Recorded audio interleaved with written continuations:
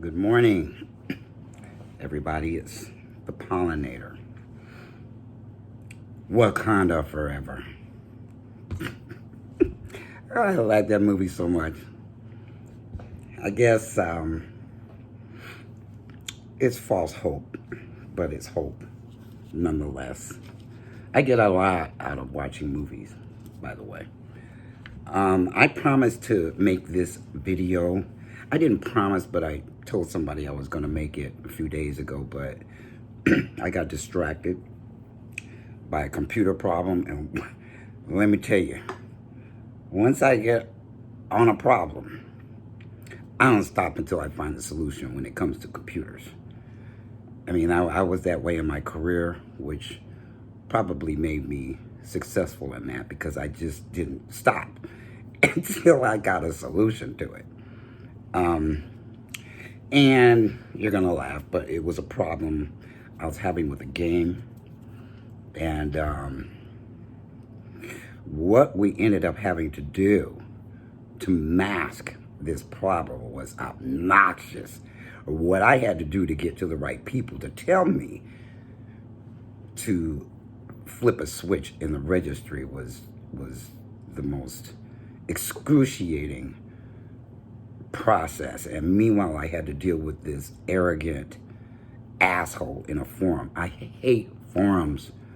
I do not like going into forums. They're the absolute last resort to not being able to get to the tech supports of these products or these games or whatever. It doesn't even matter what it is.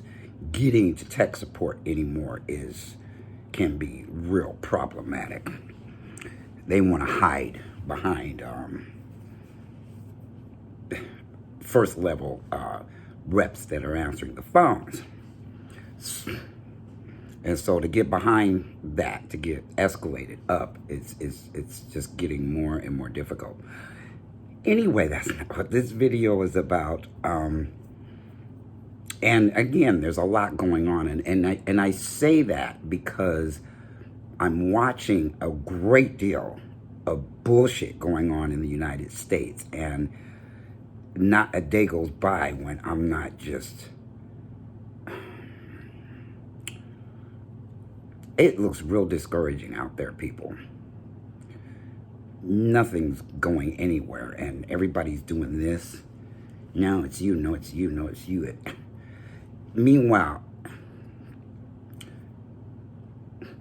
racism is a problem in this country that nobody is touching with a 10-foot pole. I don't care if you're a Republican. I don't care if you're a Democrat. I don't care if you're an independent. It is something that nobody wants to touch with a 10-foot pole because they know they'd have to go back into history and look at that stuff realistically and give us our reparations. You know what, I keep forgetting what that saying is, but a certain account of something acres and a mule. 10 acres? I don't know. They're not going to do it. So, this video, let me get away from that because I can make a whole video over the bullshit that's being sold to all Americans about that. Absolute nonsense. So, on a different note, what I told this person that I would talk about was the difference between change and transformation, because they're two entirely different things.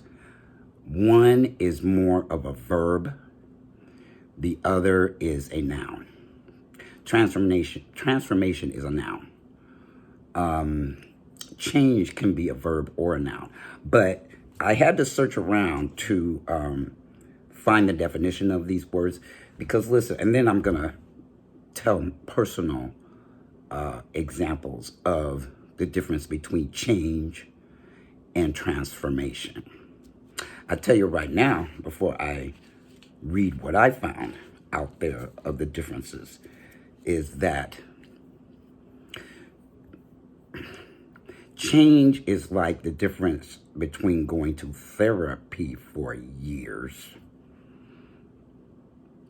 or going to something like, and I'm not recommending this guy because I think he's a jerk, but so he's a jerk, but he puts out a lot of good stuff depending on who you are and what you're about. And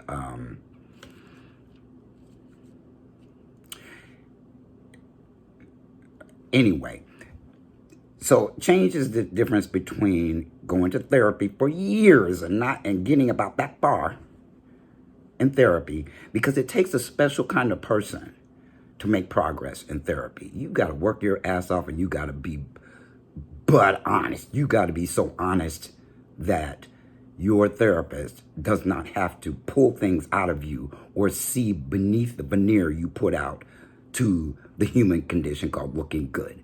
People will even do that in therapy. Yes, they will. They will play that looking good game, and they will not tell their therapist the truth about how they're being, and so the therapist only has so much to work with. They can't read minds. They can't read through your lies that you tell yourself and therefore tell other people. They can't read beneath that. You can fool them every single time. That's why a lot of times couples therapy doesn't work. One or both of them are lying or covering up what's really going on and how they're really treating somebody. So, and they'll go in looking, the one that's the worst will go in looking like a saint or an angel, like, I don't know what's wrong with the other person, and da-da-da-da. The therapist can't see through that. Anyway, that's change. Slow, incremental, little b changes here, there, everywhere. And they have to be maintained. Changes have to be maintained. Transformation does not. Transformation is a great big boom, and there's no maintaining it. You just, anyway, so let me put on my glasses. I got new glasses, by the way. Ooh, I couldn't see with those other ones. I couldn't read anymore with them. I was doing this to the computer screen. It was awful. Anyway, I got these new glasses. I'm supposed to be getting contacts, but I'm dealing with the VA and a civilian eye doctor. Veterans out there know what I'm going through when it comes to that. So let's read the definitions that I found, that I did not write down where I got them from, because I was reading so many of them that I picked the one out that best resembled what it was I wanted to talk about. So, change can be small and incremental, or it can be large and complex. But it is something that needs to be constantly monitored and maintained.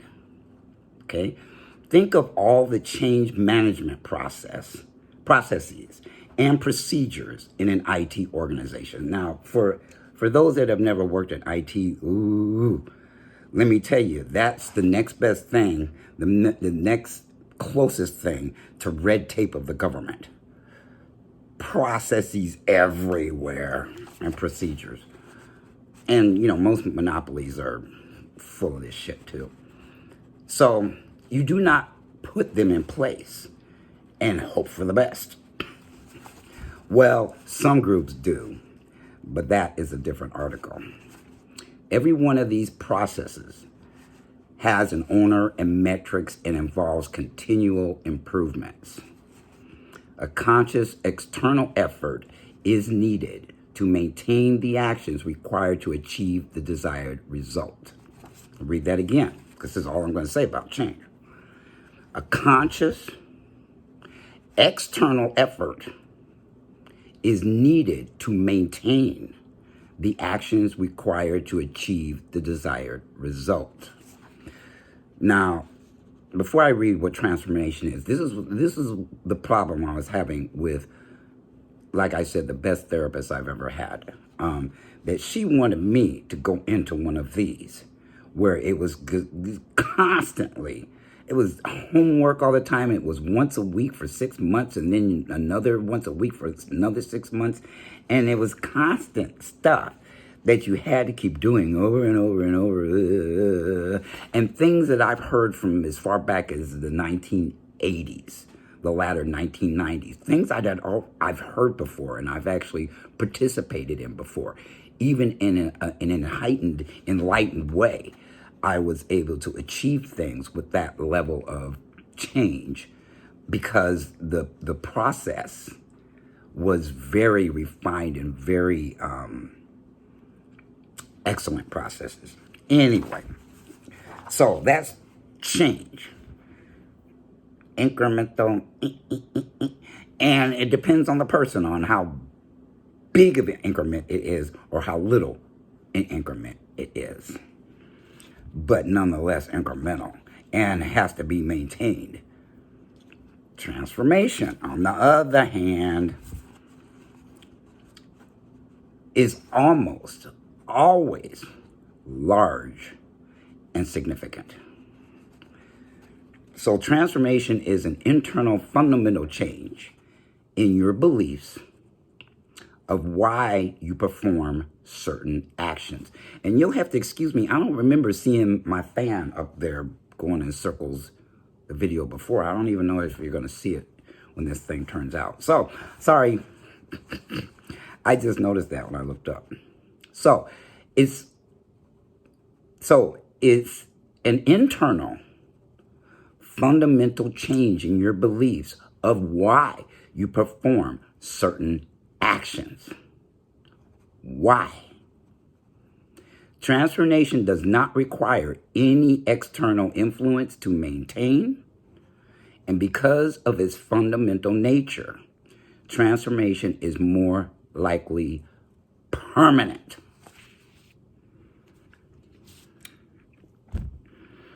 So, you know what we're taught? You know what we're taught from the time that we're little kids and we go to school, we start going to school.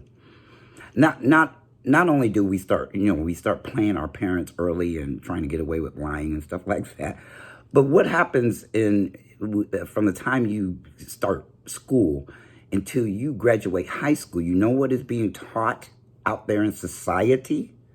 Not even just through school, but through your social circles, through your family, through your churches, it's how to play the blame game. And I'm going to tell you what, you'll never get to the why of why you do what you do when you're thinking it's because of them, her, him, them. Never in a million years will you get to transformation that way. Never. Because it's nothing changing inside of you. It's you projecting stuff that's going on inside of you onto other people and thinking it's them. Never get to transformation that way. How many watching this video right now? Okay. How many watching this video right now would prefer change over transformation? You could say so in the comments, but I don't know about you, but transformation is what I choose. If you like the content of my videos, even if you don't like the content of my videos, I don't care. Hit that subscribe button. Hit that like button, which will make these videos more visible out there in the YouTube world. Share it if you'd like to as well, because most people know that I'm not on Fuckerbook anymore, which is the largest distribution channel in the world. So you can share, like, comment. I do look at all the comments and respond if they're not bullcrap. So I just wanted to throw in there before I go on. Throw that in there before I go on. There's also a link in the description of all of my videos to PayPal link. But, if I get on... what did I say last time? What's the name of that website? If I get on Patreon, that'll take care of charging for these things, because I'm not going to be in the business of helping people modify their life and help them in their life for nothing. That cannot go on. because I have one of the most different kinds of channel than any trans man I know out there. I mean, usually they're just talking about transition stuff, and they're really not talking about how to improve your life. Well, I do, and I don't care if somebody doesn't like it. So let's continue on this transformation path here. So change is about using, here we go again, change is about using external influences to modify actions to achieve desired results. You can even take notes if you want to. Transformation is about modifying beliefs so that natural actions, achieve the desired results. So here's an example of why this difference is so important. A few years ago, we were asked to help an IT organization that had frequent service outages. This must have come from an IT site. I don't know. I just did a search. People call it Google, but I use Yahoo. The business units were unhappy, and IT management had failed with 2 prior change programs to resolve the issue. Yet by working with the IT team for a stance of transformation rather than change, we eliminated more than 90% of outages and more than 2/3 of emergency changes in less than 6 months. What did we do differently? We recognized their people were passionate about service delivery.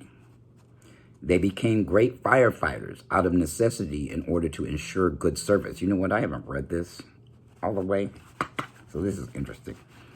I'm going to give you examples on the people, human side of things, not a corporation. But, okay, so we showed them that to deliver excellent service, they needed to become fire preventers. We helped them change their beliefs about how to provide excellent service, and their new altered actions achieved the desired results. The prior 2 efforts had changed processes and procedures without ever addressing the employees' basic beliefs that good service meant being a good firefighter. The 2 change programs had failed, where the transformation program succeeded.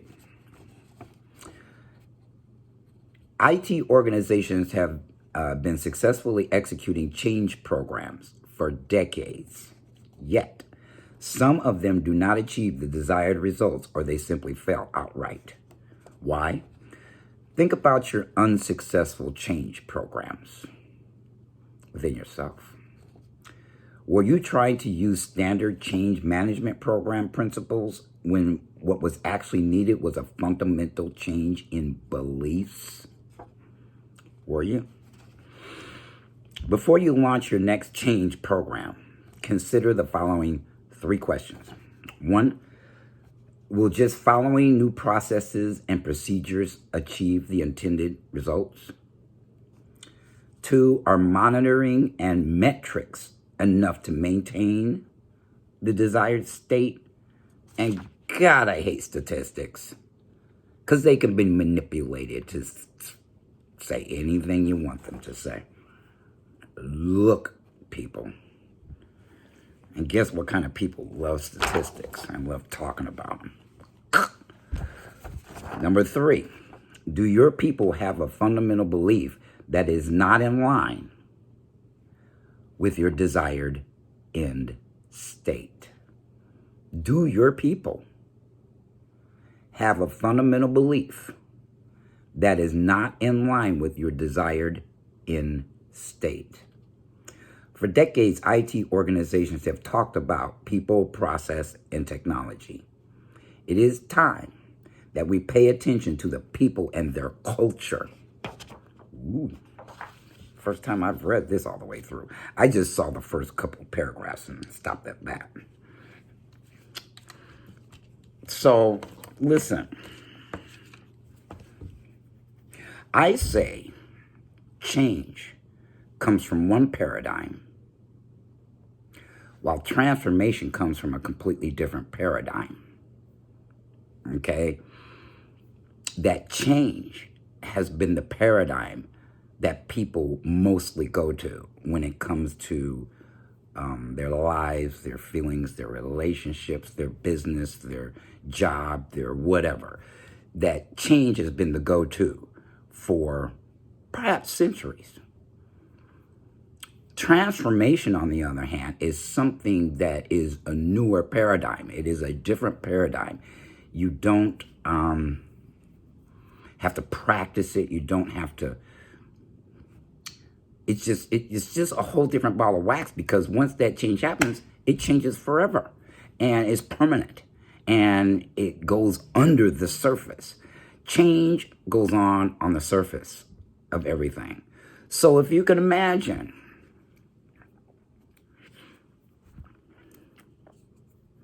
okay, I'm going to use a very personal example, and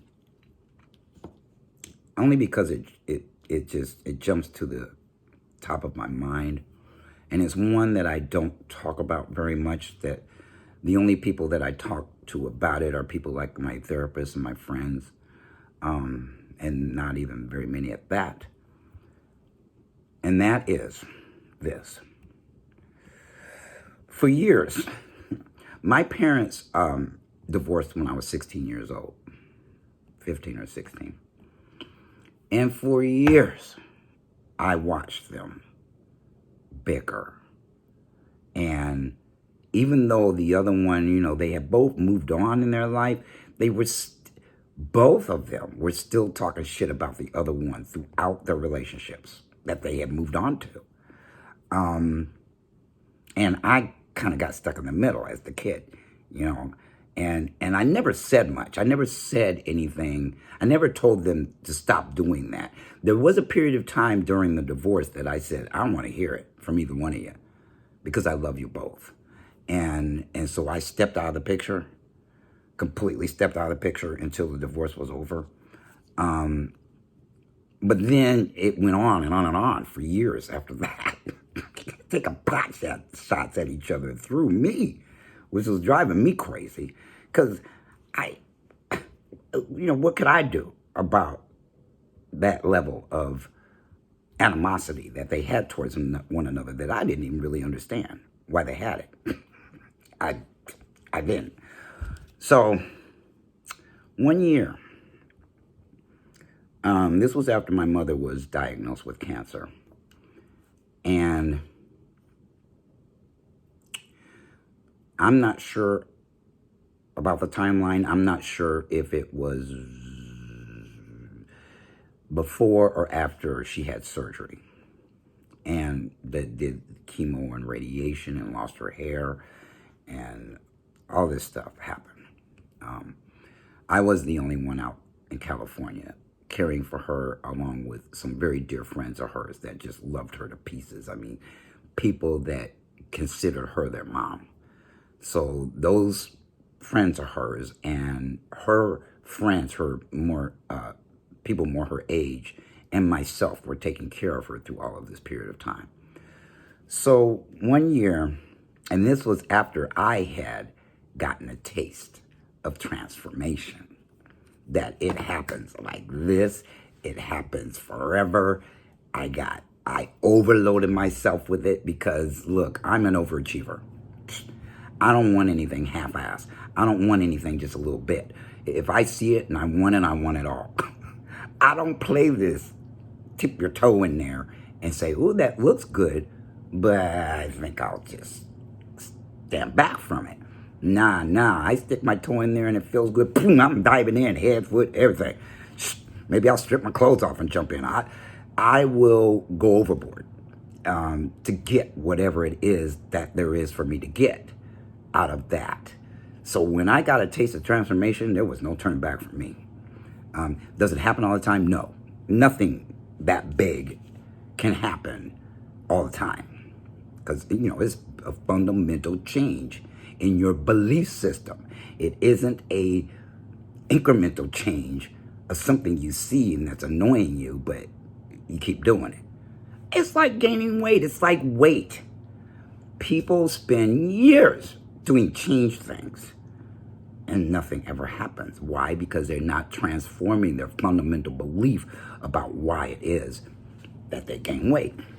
So it's like that. Anyway, back to the story. So it was Father's Day one year, and because I had gotten a taste of transformation, things would pop into my head very, very fast, and it wouldn't take me but a split second to implement it. I mean, that's just the way it was.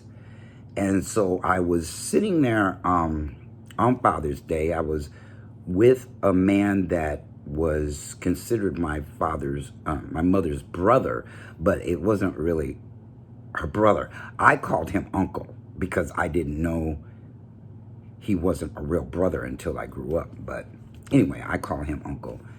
And I was at his house. Me and my mom were there.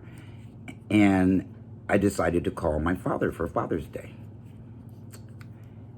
And we were talking, and all of a sudden a thought came into my head: get him to talk to my mother. And so I asked him. Well, I told him that she had cancer. He got real quiet, and I said, and I want you to talk to her. And he said, well, what if she doesn't want to talk to me? I said, I don't care if she doesn't want to talk to you. Do it for me, okay? And he said, okay. So then I went and found my mom in the house, and I said, Mom, I want you to talk to Dad. And you know what she said? I'm not even gonna bet what she said, but she said, what if he doesn't want to talk to me? I said, I don't care if he doesn't want to talk to you. Do it for me. So I said the same thing to both of them. I did not know how powerful that would be. I did not know that it would work. That's what popped in my head, so that's what I did. And so she said, okay. So I stood next to her and I gave the phone to him. I gave the phone to her with him on the other line. Now, to this day, I don't know what was said in that conversation. She cried through the whole thing. I was holding her hand. She was shaking. She was crying, and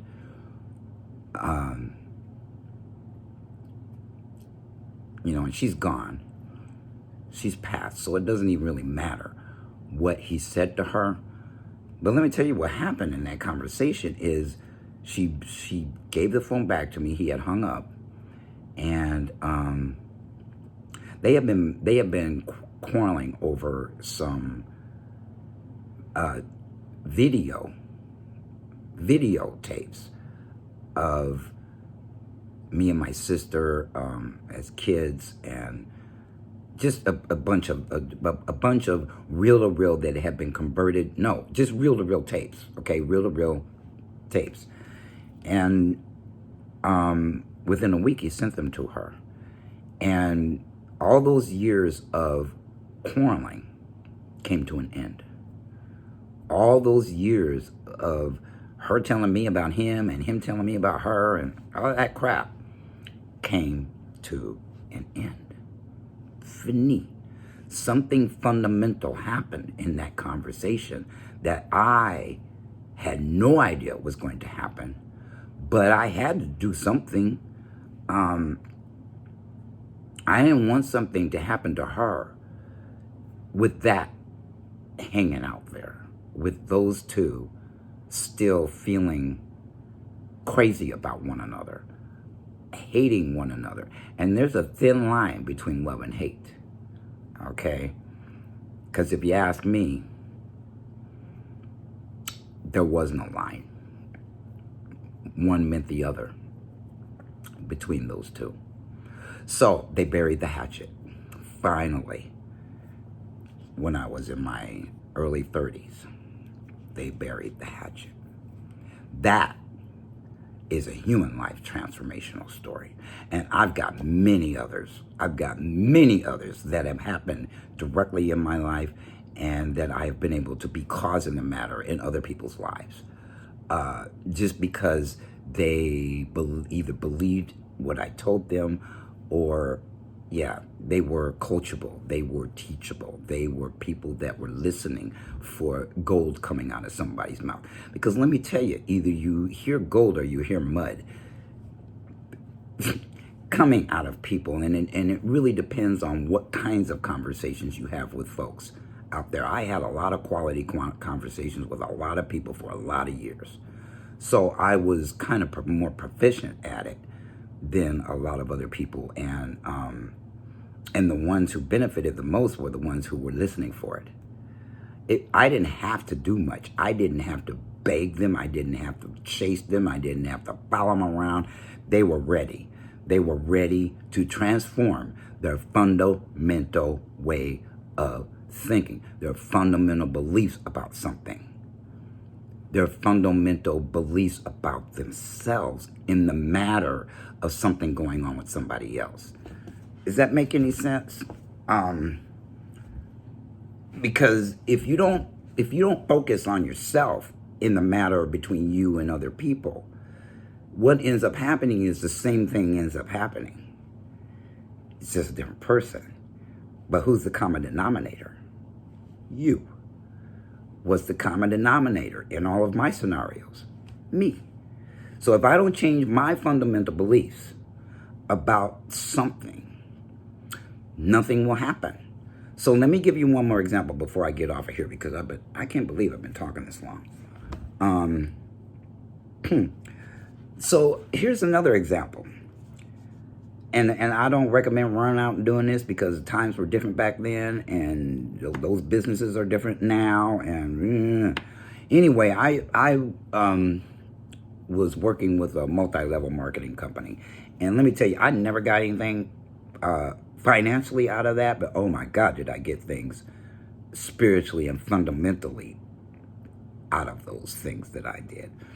But I was working with, God dog it, I can't remember which one it was. I think it was Primerica, I think.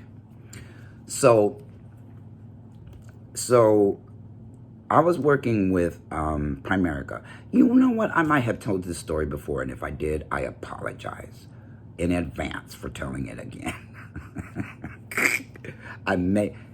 I don't remember. There's too many videos, so I don't remember. I don't go back through and look at my videos unless somebody makes a comment on an old video and starts talking about something, and then I go back and look at it to see what they're talking about. So there was going to be this convention in New Orleans, as they say it down there. So there was going to be this big, huge convention. I mean, we were talking about 35, 40,000 people. Half the size of a Mardi Gras was going to be down there. And when I first heard about it, I thought, oh, I'm never going to be able to get there. My car was messed up. I was riding a motorcycle around. I don't remember the financial circumstances I was in, but I just knew with the current circumstances I was dealing with that there was no way I was going to get down there. But here's the kicker, is I had a coach, and every day I kicked into this different mode that I didn't know what it's going to take. But I'm going to be there. I got to be there. I'm going to be there. Every day I told that man, I'm going to be there. I'm going to get there. And I had no idea how, just no idea, but I just held on to the belief that there was something I couldn't see about that situation. There was something I didn't know I could do about that situation, but I was going to be hell-bent to stay on the path of faith and see it through and just be faithful that something would happen to get me there. And so, you know, the weeks were going by, and people were had their plane tickets and their hotel reservations and their tickets to the convention and all this stuff. And I kept watching it every day, and I would feel a little bit discouraged because I still haven't found a way yet. But I kept to the belief that miracles happen. I just stayed with that, okay? And I never allowed myself much time to contemplate all the reasons why it couldn't happen. Because there was a million reasons why it couldn't. And I couldn't see any of the reasons. I couldn't even see how it could happen. So weeks would go by, and everybody had their situation flat. And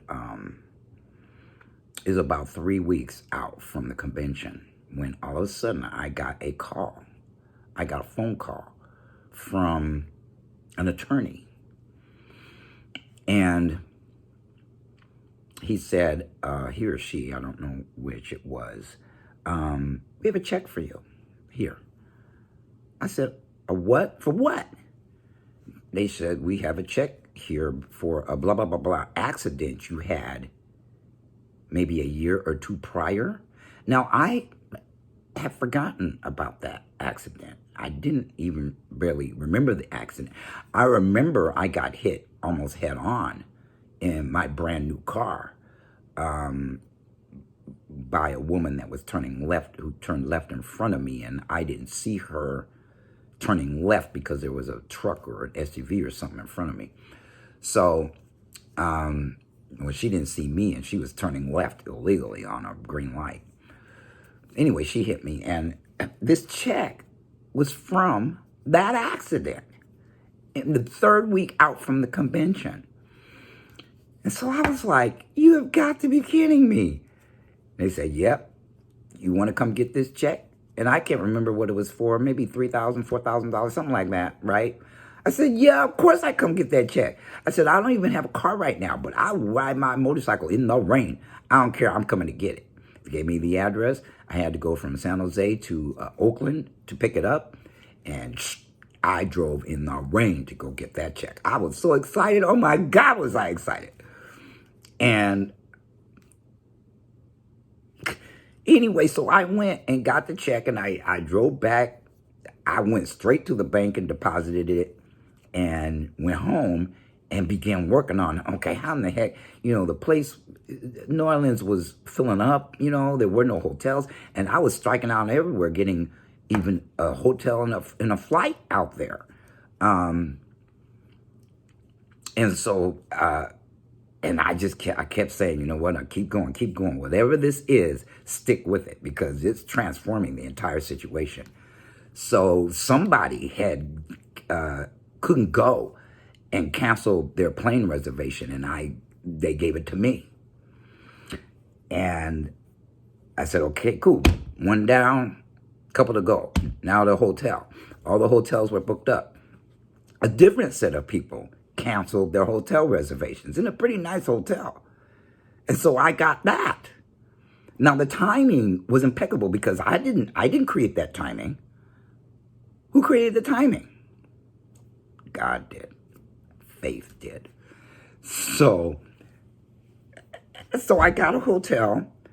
Then I got a rental car, and that was no big deal. And then my butt was like, I was just, for a week later, everybody was looking at me like, how in the hell did you pull this off? And I didn't even tell them what I did. I just said I got the money. And going down to New Orleans to party with everybody. Totally transformational weekend, too. I mean, oh my God, what happened? I gained 5 pounds from eating this bread pudding. I ate this bread pudding at the hotel like 3 times a day. And I was there for only 5 days, I think. And then when I got there, the car I had reserved, they'd given away my reservation, so they upgraded me for free. Listen, shit like that don't just happen, but it does. My first year of sobriety, I think, my first couple of years, I was told, expect miracles. Expect a miracle. Expect miracles. And I wasn't even very religious or spiritual at the time. But I heard that enough that it sunk into my head. Expect miracles. If you don't expect them, they're not going to happen.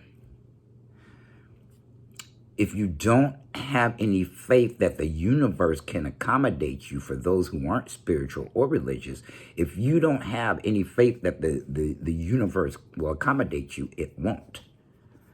If you have faith, all the faith in the world, that the universe will accommodate you, it will. And thus, I got addicted to transformation and just can barely tolerate change. I fell in love with it when I hit the rooms of Landmark. Because I don't care what anybody says.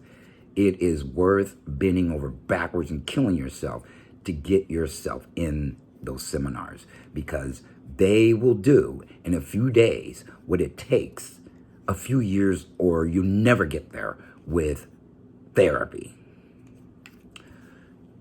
Therapy makes therapists rich. I'd rather make another business rich to do what they can do in several days. Wouldn't you? But most people won't invest in themselves like that. See, they'll go and take a look at that and they'll immediately find something wrong with it because it's not traditional. It's not traditional, like therapy has been accepted over the however long therapy has been going on. People will stick with what's traditional. Not me. If it looks like it can make a big difference in my life, I go for it, because you know what? And then there are other things. There were other things like Landmark that I veered completely away from. Well, you know, multi-level marketing, I was never very good at it, so I got away from that. And it's called network marketing today, but I still wouldn't do it today.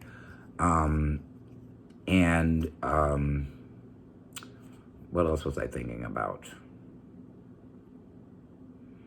Okay, well, I lost my train of thought. Yeah, I did.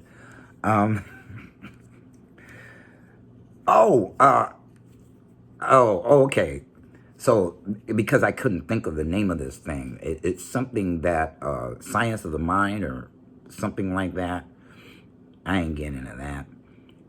There were a lot of things that did not call to me, so I did not do them. And then there were things that were called to me, and I did them because they called to me, because I could see that they would make a big difference.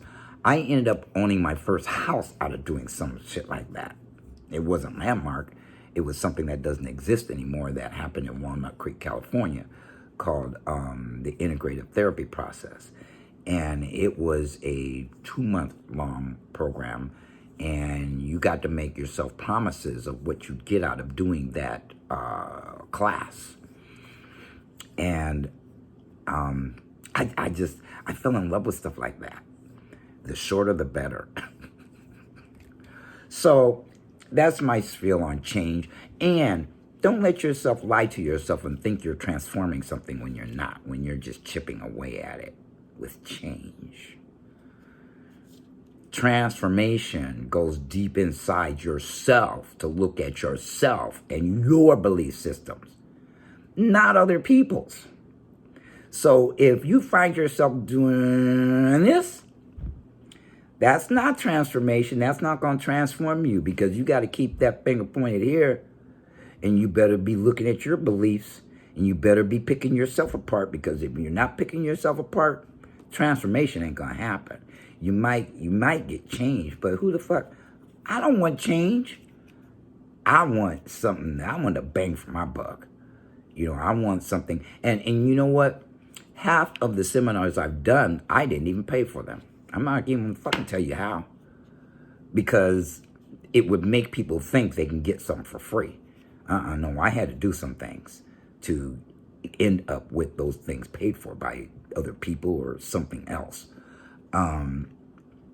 Which also involved fundamental change in me, in my belief system, of that people are basically selfish and self-centered, and they're not really willing to help. They say they'll help, but they want something for what they're getting, something unreasonable for what they're giving.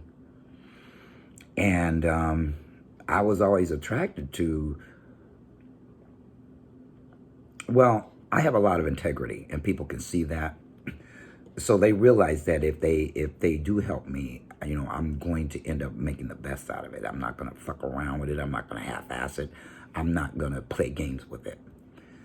So, and I don't ask for help very often. It's hard for me. It's hard for leaders to ask for help. And when I do, most of the time it's not help. It's just talk. Help talk me through the emotions I'm having about something I'm going through, but not really help me get through it.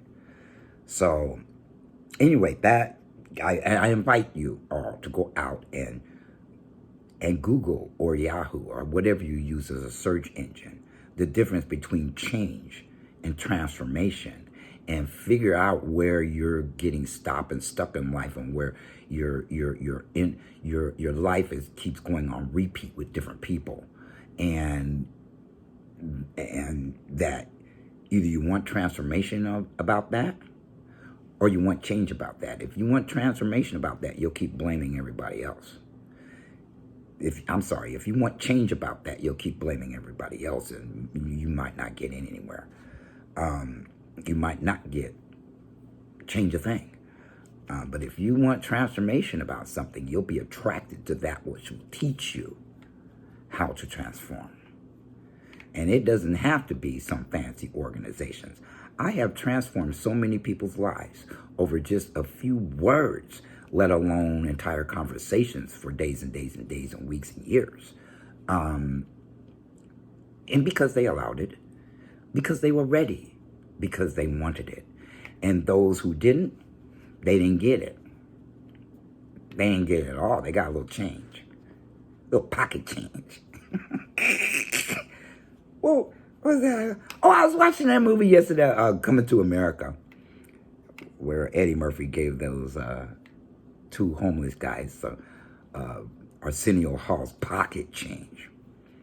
So you want pocket change, or you want transformation for the rest of your life, and then you go and transform something else. Chocolate, vanilla, choose. It's not a decision, it's a choice.